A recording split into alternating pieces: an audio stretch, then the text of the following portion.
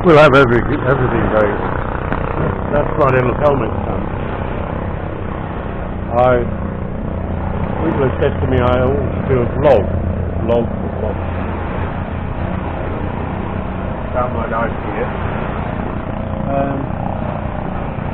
It'd be nice to become a millionaire vlogger. Then I could buy lots of cameras and stuff. I live alone. And basically it's best to stay alone.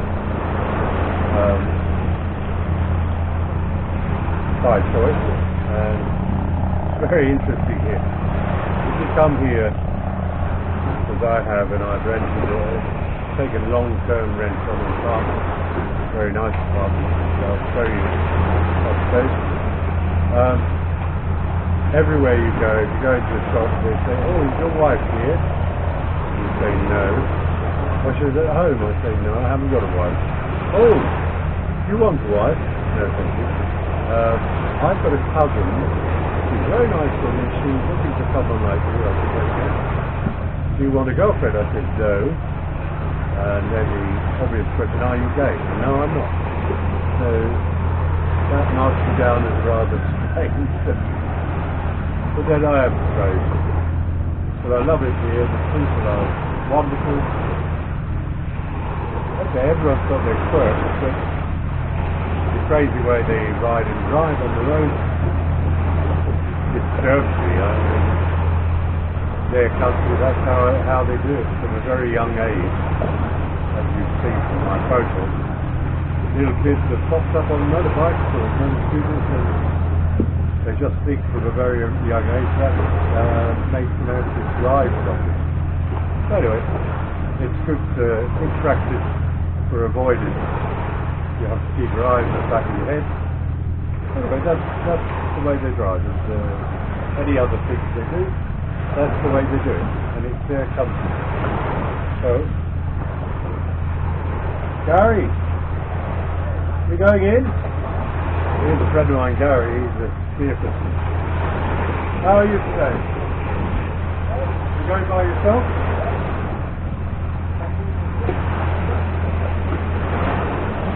Well, you're on video.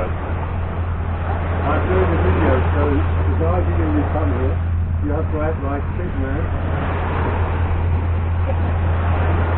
I'll have to come with you sometimes. You keep saying that, but you never do. What about your dad? Is your dad still yeah? He is unhappy dog? Oh, yeah. Gary lives just up the road, he's a friend of mine. His dad makes a fish trap, goes out to the and we've got Sad Dog, who as a puppy was knocked down. He went out onto the highway and knocked down. He spent a lot of money having his leg repaired, but ever since then he's been the Sad Dog. He never smiles. Do you, Sad Dog? And you can always tell where Gary is because Sad Dog tags on the field. There you are, this is around. So you'll have to stay with your Sad Dog. Actually, the fishing street just went past the rest of the funeral, wasn't it? The fishing street just went past, very close to it, I mean the big boat. There must be a funeral or something there.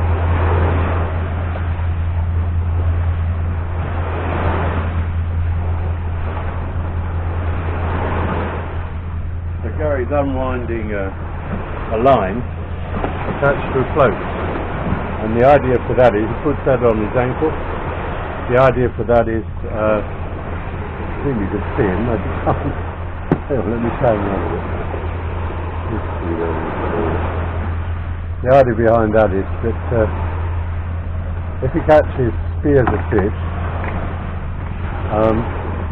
he'll attach it to that line, but also if he gets tired, he can come up and rest on that lump of plastic, whatever it is, will take his weight and just rest for a little while. I'm not a very good cameraman, and I wasn't expecting Gary down here, but he's local hero. There he goes. I'll see you later. I want a big fish, eh? You're a film star now. Oh, that's a good one with him walking into the sunrise. That's a bonus, actually. I wasn't expecting to see him. We're very good friends, and he keeps inviting me to go to deeper water where Santa Catalina, for example, where the water's pretty deep, but the fish are pretty big. So there you go. So we've got the sunrise and Gary the fisherman. He works for an armoured car company in the week. So it's no stranger to danger. I thought stranger to danger. Very nice guy.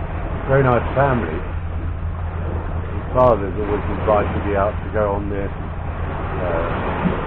outrigger boat to set these traps. And they take them quite a long way out. The water here is pretty shallow. Until you get out, you can see there's a big ship going there, but it has to go through a particular channel. And he takes the fish traps out about 8 kilometres, drops them there, leaves them for the day, and comes back and hopes for some fish.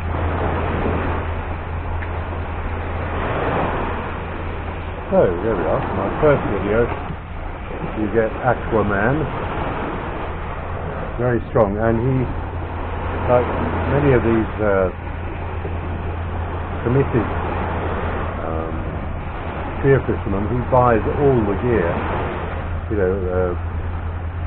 foreign gear, rubber suits, everything like that, because although the water's warm here, relatively warm, you spend a few hours in it underwater and it gets chill you off. So it's got the full McCoy, whatever you say, including the balaclava and everything. And he has huge flippers. I've got fairly large flippers, but trying to keep up with him with his very big flippers, you've got to have extremely strong legs to use them. And I keep making excuses as to why I don't go here, at least snorkeling and getting some fitness. That's the first time, because I've been 2 years because of the war doing very little activity in Ukraine. Came here, bought the flippers, put them on, and the flippers were controlling me, not the other way around. Anyway, we're near the port and city of Domodedowo, which is the capital of Migros Oriental. You have Oriental and Occidental, left and right basically, east and west, and so it's quite an important port. Most things here, because we're on an archipelago of something like 7,000 islands, most things are transported by water, and so they're brought to Umageti from Manila, wherever, and then transshipped in smaller boats around the island. The other day I passed the port and they were unloading dried fish from China. So everything comes from China, including dried fish. There is good air network here, but of course it's much more expensive to transport goods by air and use less volume. So that big ship may or may not have been to Domodedowo, but comes through round Cebu and where it's going, it takes a lot of time to set up with notice.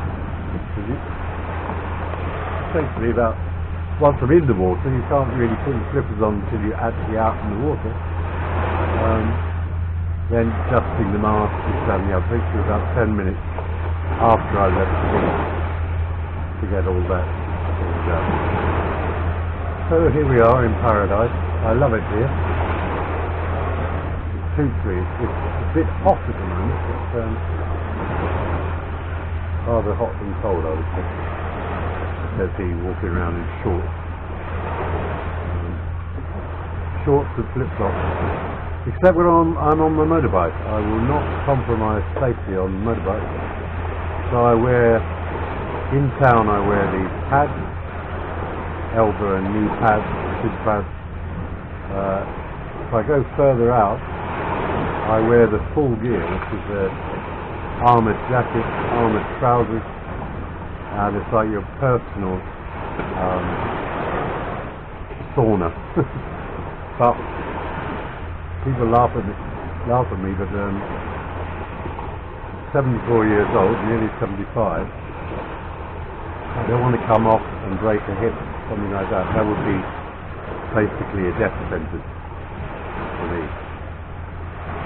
Anyway, I feel more comfortable. I have a big bike. It's called a big bike. It's not that powerful, but powerful enough for here. Anywhere you go, there's only a few open stretches of road where you're not at risk of a little kitty running out or a dog running out, or even there you're at risk of a deer or something running out on you. So I try to keep my speed down. Oh, thank you. There'll be someone else. One of the locals will come along.